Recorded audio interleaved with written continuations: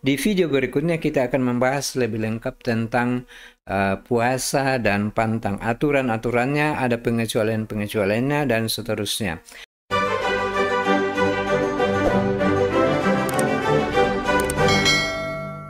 Salve, saudara dan saudari. Semoga hari ini berkat Tuhan berlimpah atas diri dan keluarga Anda.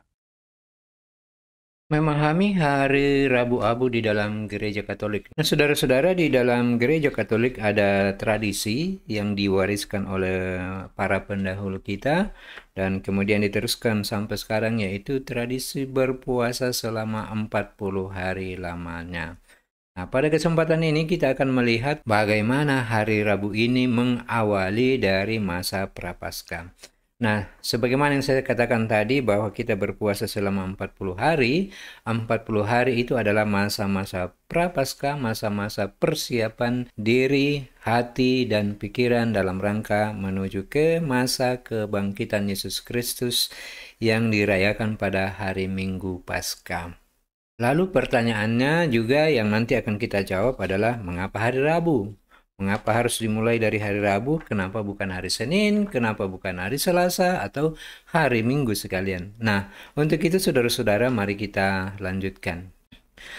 Pengertian hari Rabu Abu. Rabu Abu adalah hari pertama dalam masa Prapaskah Katolik, yaitu periode 40 hari yang diberikan oleh Gereja Katolik sebagai persiapan rohani sebelum Hari Raya Paskah. Pada hari Rabu ini, umat menerima abu yang ditandai dalam bentuk salib di dahi, ataupun juga kadang-kadang ditaburkan di atas kepala, seperti yang kita lihat pada masa pandemi yang lalu, itu ditaburkan di atas kepala sebagai pengingat akan kefanaan manusia, lalu juga sebagai simbol pertobatan dan kerendahan hati. Itulah makna hari Rabu Abu. Nah, mari kita lanjutkan. Apa dasar Alkitabiah tentang hari Rabu ini? Nah, mari kita lihat di dalam dasar Alkitabiahnya dan tradisi gereja Katolik tentu saja. Yang pertama, Kejadian 3 ayat 19. Sebab engkau debu dan engkau akan kembali menjadi debu. Jadi, yang disoroti di sini adalah debu yang dibuat tanda salib di dahi kita. Sebab engkau debu dan engkau akan kembali menjadi debu. Kitab Ayub pasal 42 ayat 6. Oleh sebab itu, aku mencabut perkataanku dan dengan menyesal, aku duduk dalam debu dan abu. Nah, ini semua ayat-ayat yang menyangkut tentang abu atau debu. Yunus 3 ayat 6. Ketika kabar itu sampai kepada Raja di Niwe, bangunlah ia dari singgasananya, ditanggalkannya jubahnya, diselubunginya tubuhnya dengan kain kabung, lalu duduklah ia di atas abu. Lalu apa makna abu pada hari Rabu itu? Yang pertama adalah makna pertobatan. Umat Katolik diajak untuk bertobat dari dosa dan kembali kepada Allah. Diberikan tanda abu di dahi, debu di dahi, itu adalah makna supaya yang bersangkutan melakukan pertobatan. Sebab sebagai manusia, tidak ada manusia yang luput dari kesalahan-kesalahan dan dosa. Makna yang kedua adalah makna kefanaan manusia. Bahwa kita ini tadi dikatakan berasal dari debu dan akan kembali menjadi debu.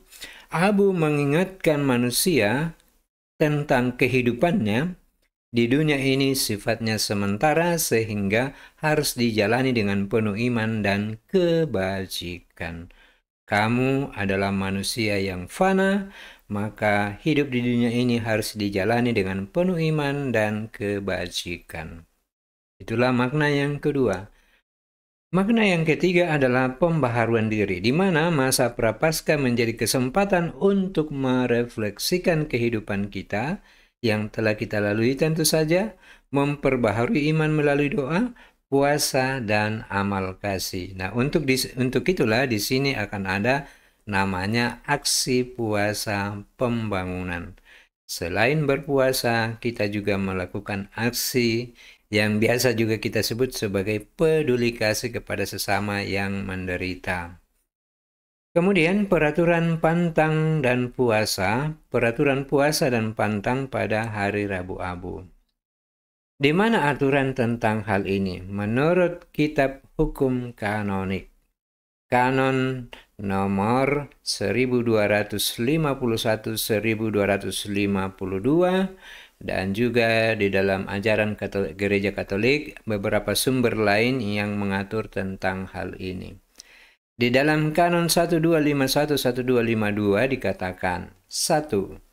Puasa wajib bagi umat yang berusia 18 sampai 60 tahun, yaitu hanya makan kenyang sekali sehari dengan 2 kali makan ringan yang tidak mengenyangkan. Jadi aturannya 1 kali makan kenyang dalam sehari, kemudian 2 kali boleh makan snack. Ini pengertiannya kira-kira begitu. 2 kali snack, tetapi snacknya tidak membuat kita kenyang. Lalu di poin yang kedua, pantang. Pantang wajib bagi umat yang berusia 14 tahun ke atas. Tetapi, apa yang dijadikan bahan pantang ini tentu saja akan berbeda pada setiap orang, berbeda pada setiap daerah, dan seterusnya. Misalnya, jika suatu daerah tidak ada daging di sana, orang tidak pernah makan daging misalnya, maka tentu saja pantangnya bukan daging. Jika suatu daerah misalnya makan yang paling mewah adalah ikan bandeng misalnya, maka seharusnya pantangnya adalah ikan bandeng. Jadi istilah pantang di sini, pantang terhadap apa, itu adalah sifatnya relatif. Hanya saja saudara-saudara ini, puasa dan pantang ini masih ada kelanjutan penjelasan, tetapi akan kita lanjutkan pada video yang lain. Pada video yang lain kita akan membahas secara lebih terperinci tentang pantang dan puasa ini. Nantikan pada video selanjutnya. Kemudian di sini Rabu Abu sebagai awal masa Prapaskah. Di sini kita melihat ada banyak sekali angka 40. Rabu Abu menandai dimulainya masa Prapaskah. Jadi terhitung mulai hari Rabu Abu, 40 hari setelah itu adalah masa Prapaskah. Kemudian puncaknya nanti pada hari raya Paskah. Periode 40 hari sebelum Paskah yang melambangkan. Ini 40 hari Yesus berpuasa di padang gurun sebelum memulai pelayanannya.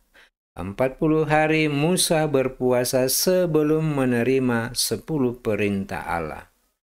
40 tahun perjalanan bangsa Israel di padang gurun sebelum masuk ke tanah perjanjian.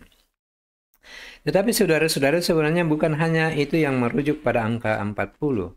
Ada banyak angka 40 yang lain yang terdapat di dalam Alkitab. Misalnya, setelah Yesus bangkit dari kematiannya, 40 hari lamanya dia berada lagi di dunia ini sebelum dia naik ke surga. Kemudian juga ada hujan selama 40 hari dan 40 malam dalam peristiwa air bah.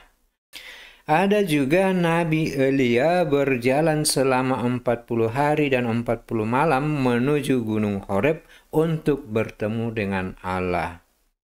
Kemudian dalam tradisi Katolik juga kita mengenal istilah masa berkabung 40 malam. Masa berkabung dalam tradisi Katolik sering dikaitkan dengan 40 hari setelah seseorang meninggal. Nah, biasanya ya di dalam tradisi Katolik itu hitungan-hitungan malam itu salah satu yang paling spesial bagi gereja Katolik, bagi umat Katolik itu adalah malam ke-40. Kemudian juga biasanya bagi rohaniawan biasanya melakukan retret selama 40 hari lamanya. Tentu saja 40 hari 40 malam, mengikuti contoh teladan yang diberikan oleh Yesus Kristus. 40 hari berpuasa dan kemudian di padang gurun ia dicobai. Nah, itulah saudara-saudara beberapa sumber yang memuat tentang angka-angka 40 ini. Nah, sekarang mari kita lanjutkan. Selama masa Prapaskah, umat Katolik diajak untuk lebih mendekatkan diri kepada Tuhan, kepada Allah melalui 3 pilar utama. Yang pertama doa, meningkatkan kehidupan doa, baik pribadi maupun doa-doa komunitas atau kelompok-kelompok kategorial. Yang kedua, tentu saja melakukan puasa dan pantang. Menahan diri dari sesuatu yang berlebihan sebagai bentuk latihan rohani. Selain sebagai latihan rohani, juga sebenarnya sebagai latihan disiplin diri dalam menghadapi kehidupan. Kemudian, pilar yang ketiga yang tidak kalah penting adalah amal kasih. Jadi, kan biasanya sebagian dari yang kita pantang atau kita puasa, kita kan menahan diri. Maka yang seharusnya, yang biasanya kita makan sampai kenyang, itu dianjurkan yang tidak kita makan itu kita sisakan untuk dibuat beramal kasih kepada sesama manusia. Nah, itulah bentuk-bentuk yang biasanya diminta di dalam aksi puasa pembangunan. Mengapa dimulai pada hari Rabu? Ini yang tadi saya katakan, mengapa harus hari Rabu? Mengapa bukan dimulai hari Minggu? Sebenarnya pada zaman dahulu ketika baru dimulai ini masa Prapaskah, itu awalnya sebenarnya pada hari Minggu. Tetapi ada masalah yang terjadi di sana. Karena hari Minggu itu bertepatan dengan hari kebangkitan Yesus. Lalu kemudian jalan keluarnya seperti apa? Untuk memastikan umat menjalani 40 hari penuh berpuasa, gereja menghitung mundur dari Minggu Paskah. Jadi hari Minggu Paskah dihitung mundur ke belakang. Ada berapa minggu yang harus dilalui sampai dapatlah angka 40. Sehingga apabila hari Minggunya dikeluarkan, maka nanti jatuhnya pada hari Rabu. Yang itulah yang disebut sebagai hari Rabu Abu sebelum minggu pertama masa Prapaskah. Jadi sekarang misalnya hari ini hari Rabu Abu, minggu berikutnya itu sudah masuk pada minggu pertama masa Prapaskah. Kemudian di nomor 3, praktik ini secara resmi oleh Paus Gregorius I 590 sampai 604 Masehi yang mengatur bahwa masa Prapaskah harus berlangsung selama 40 hari, tidak termasuk hari Minggu. Jadi tadi saya katakan awalnya hari Minggu memulainya, tetapi karena hari Minggu tidak dihitung, maka hari Minggunya dikeluarkan, jatuhnya kenanya pada hari Rabu. Nah, kemudian untuk cara jelasnya bagaimana cara menghitungnya, kita akan lihat angka-angkanya yang ada di depan. Cara menghitung puasa Prapaskah, puasa dan pantang.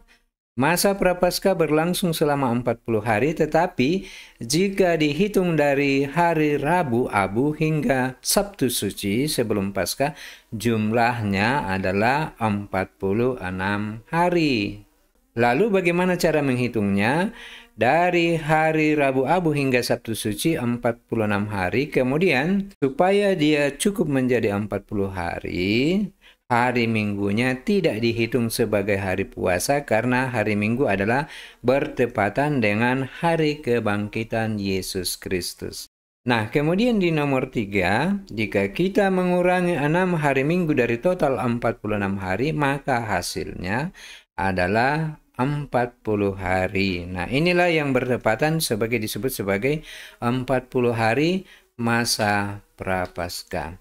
Nah, saudara-saudara, demikian video singkat kita ini tentang hari Rabu Abu. Di video berikutnya kita akan membahas lebih lengkap tentang puasa dan pantang. Aturan-aturannya, ada pengecualian-pengecualiannya, dan seterusnya. Nantikan itu pada video berikutnya. Sampai jumpa pada video berikutnya. Tuhan Yesus memberkati kita semua. Amin.